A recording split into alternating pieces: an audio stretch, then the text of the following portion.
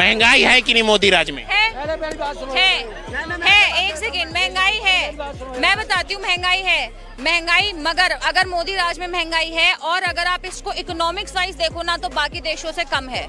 अच्छा, कम से कौन कौन? मैं बताती हूँ, पड़ोसी देश अपना पाकिस्तान, इसमें मैं आपको ना एक सेकेंड आप हमारे देश की इतनी महंगाई है कि हर एक आम नागरिक जानता है, लेकिन एक ऐसी बहन है जिसे इंडिया की जो महंगाई है बहुत ही कम लगता है यूएस और चाइना जैसी देशों के लिए, यानी कि जो उन देशों में जो महंगाई है उसके सामने इंडिया का महंगाई इन्हें कम लगता है। ये उनसे कंपेयर करती। आप लोग खुद इस वीडियो में आप देखोगे और आप लोग जानोगे कि जो ये महिला है, जो ये बहन है, ये आखिर ऐसा क्यों बोल रही है। अस्सलाम वालेकुम। आज का ये वीडियो बहुत ही खास होने वाला है।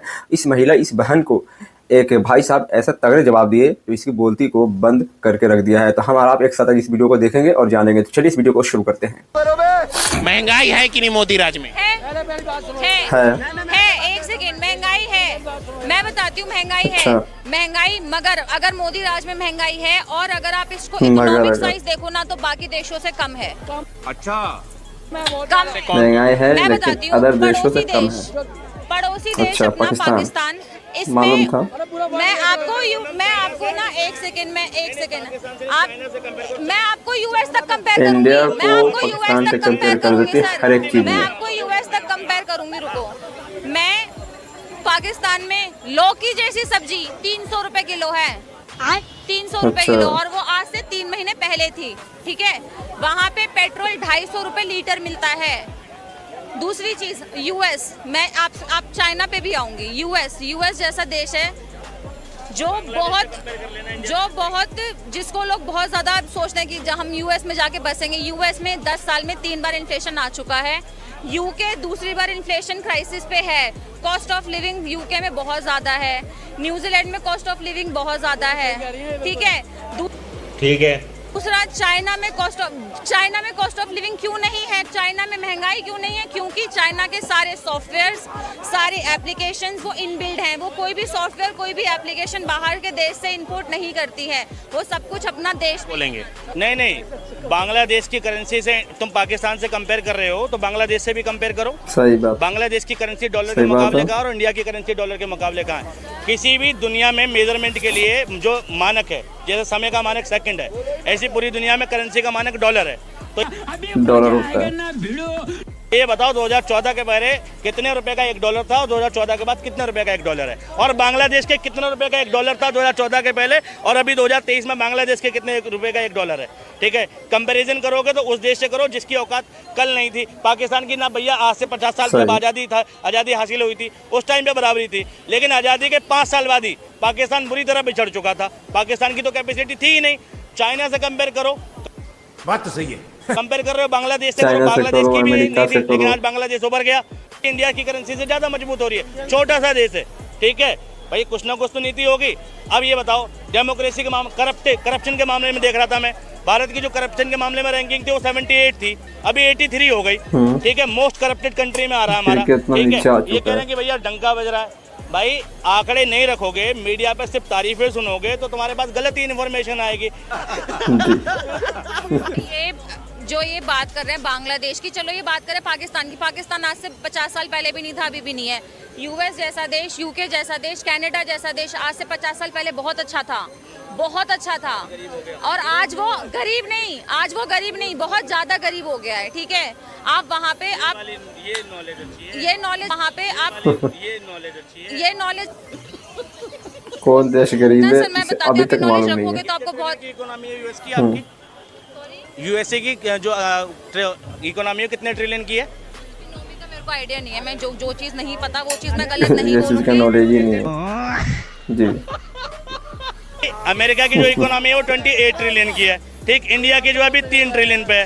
ठीक, तो आप कह रहे हो कि इंडिया वो यूएस पिछड़ गया, तो भैया यूएस की इकोनॉमी 28 ट्रिलियन और चाइना की 19 ट्रिलियन और इंडिया की 3 ट्रिलियन, कौन पिछड़ गया बताओ इकोनॉमी के मामले में? और सुनो, इकोनॉमी में छोड़ो, पर कैपिटा इनकम में यूएस की जो पर कैपिटा इनकम है प्रति व्यक्ति आए, ठीक है, विकसित देशों में उसकी 7वीं नंबर की पर कैपिटा इनकम है। इंडिया की 117वीं नंबर की पर कैपिटा इनकम है। इंडिया यूएस के बराबर ही पहुंच गया। मैडम सच जानो, सच। ठीक है, आप तारीफ करो, किसी के समर्थक बनो, विरोधक बनो, अलग बात है। तो दोस्तों मतलब अभी खोल तक के आपने बोल जो रहा है। वीडियो देखा है, उम्मीद करता हूँ उस वीडियो को देखकर आपको बहुत ज़्यादा मज़ा आया होगा। और आगे जो वीडियो देखने जी। वाले हैं, पीछे वीडियो देखने से कहीं बेहतर आगे वीडियो होने वाली है। इसलिए मैं कहता हूँ अच्छा। वीडियो के लास्ट तक आपको बने रहना है, क्योंकि आगे और ज़्यादा बैंड बजने वाली है। तो चलिए दिखाते हैं आगे का भी वीडियो आपको। पहले कहाँ था इंडिया? आज से 50 साल पहले कहाँ था? आज से 50 साल पहले इंडिया की पर कैपिटल इनकम कितनी थी और यूएस की पर कैपिटल इनकम कितनी थी? जब इंडिया आज़ाद हुआ, ठीक है, इंडिया वाज पुअर, लेकिन इंडिया की जो इकोनॉमी थी वो छठी लार्जेस्ट इकोनॉमी थी उस टाइम पे भी, इस आज़ादी के टाइम सही पे। बात। जब भारत आज़ाद हुआ, जब छठी बड़ी इकोनॉमी था, ठीक है, आज 5वीं में पहुंचने वाला है, लेकिन गरीब था उस टाइम पर भी। और 91 में ऐसी स्थिति आ गई थी भारत की, अकाल वकाल पड़े थे, ठीक है, इंडिया की इकोनॉमी क्लोज इकोनॉमी होती थी। 91 में ऐसी स्थिति आ गई थी कि 3-4 दिन का पैसा था, 145 नंबर पे थी इकोनॉमी। मनमोहन ने उस इकोनॉमी को 10वें नंबर पे पहुंचाया था। 2014 में जब मोदी जी को सौंपी थी तो इंडिया की रैंकिंग 10th थी और 1991 में 145 थी, और मोदी जी 10वें से 5वें पे लाए, और मनमोहन सिंह 145 से 10वें पे लाए। तो बताओ काम किसने ज़्यादा किया, मनमोहन ने या मोदी ने? तो वो 10वें मनमोहन से सिंह। दोबारा जीरो पे ही लाएंगे ना, वो 10वें से जीरो पे ही तो लाएंगे। 10वें मोदी 10 से जीरो पे लाएंगे ना, वो 10 से 145 पे ले जाके फिर से जीरो पे लाएंगे। 10 पे लाने वाला ज़्यादा काम कर रहा है या 10 से 5 पे लाने वाला ज़्यादा काम? अरे 145 से 10 पे लाने के लिए मार्जिन भी तो था। नहीं एक सेकेंड सर, आपके पास 20 लाख रुपए हों, ठीक, आप 50 लाख जल्दी बना लोगे, या आप पर कुछ ना हो तब 20 लाख जल्दी बना लोगे? एक गरीब आदमी गरीबी से सही उभरने में सवाल। टाइम लगाता है, लेकिन एक बार वो अमीर हो जाए ना तो वो बहुत अमीर हो ही जाता है। ये बड़ी जी। अच्छी बात कही। करेक्ट बात।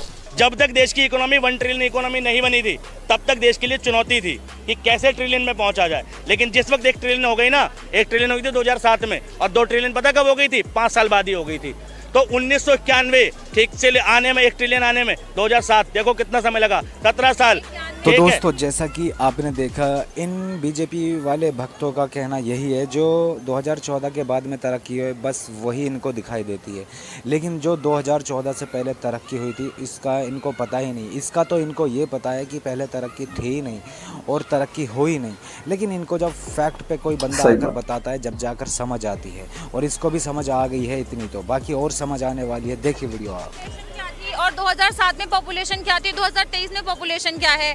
1991 में सुनिए 1900 आप 145 से 10वें नंबर पे लाने की बात कर रहे हो। 145 से 10वें नंबर पे लाए, 145 से 10वें नंबर पे लाने के लिए उनके पास टाइम था, उनके पास मार्जिन था कि वो 145 से 10 पे ला सकते हैं।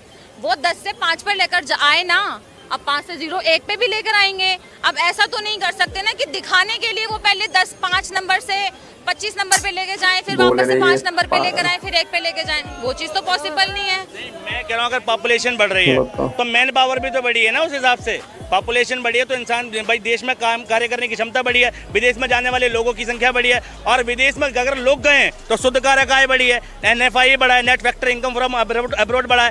भाई जितनी ज़्यादा पॉपुलेशन होगी उतनी ज़्यादा पॉपुलेशन काम करेगी, पॉपुलेशन काम करेगी तो इकोनॉमी में तरक्की होगी।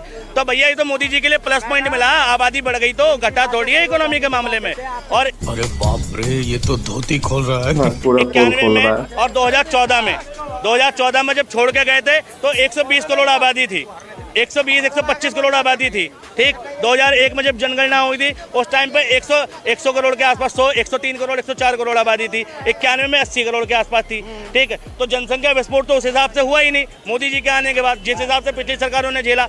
आज़ादी के टाइम पे भारत की आबादी जो थी वो लगभग 25-26 करोड़ हुआ करती थी, लेकिन उसके बाद जो ड्रास्टिक चेंज आया, भैया देखो कहाँ 25-26 करोड़, वहाँ 100 करोड़। मतलब कांग्रेस 25 से 100 करोड़ होने पर भी जवाबदेही थी उसकी कि भाई हम महंगाई कंट्रोल करेंगे, और इसकी आबादी, इस बंदे की आबादी 100 से 130 करोड़ होने के बाद भी तय नहीं हो रही।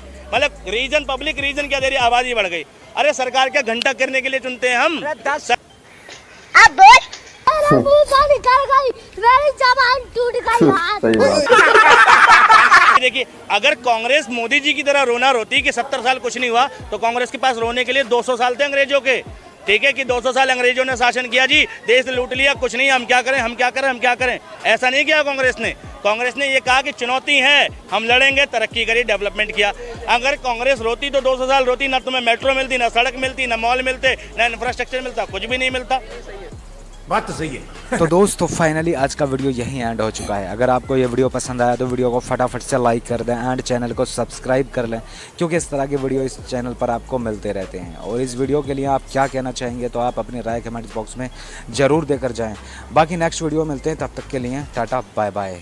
अगर कोई मोदी भक्त हो तो उसे ये नहीं मालूम होता कि जो हमारे इंडिया की जो आबादी से लेकर जो तरक्की की है वो 2014 से पहले हुआ है। यानी इन्हें लगता है जो ये महिला है, जो ये लेडीज़ है, जो ये बहन है, इनका कहना है कि जो तरक्की इंडिया किया है वो 2014 में मोदी जी के आने के बाद तरक्की किया। उससे पहले इंडिया के अंदर कुछ भी नहीं था, ना सड़क था, ना मेट्रो था, ना मॉल थी, ना बड़ी बड़ी कंपनियाँ थी, ना लोग थे।